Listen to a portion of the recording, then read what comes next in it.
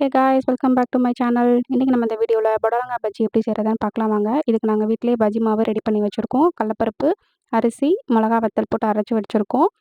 நீங்கள் அதே மாதிரி ரெடி பண்ணிக்கோங்க. தேவையான அளவுக்கு பெருங்காயம், உப்பு ஆட் பண்ணிக்கோங்க. இப்போ நான் நாட்டு புடலங்காய் வாங்கியிருக்கோம். அதை சின்ன சின்ன ரவுண்டாக கட் பண்ணி வச்சுக்கோங்க. விதை இருந்தால் விதை எடுத்துகிட்டு இந்த மாதிரி ஷேப்பில் போடுங்க. விதை இல்லைன்னா நீங்கள் இப்படி முழுசாக போட்டுக்கலாம், ஒன்றும் பிரச்சனை இல்லை.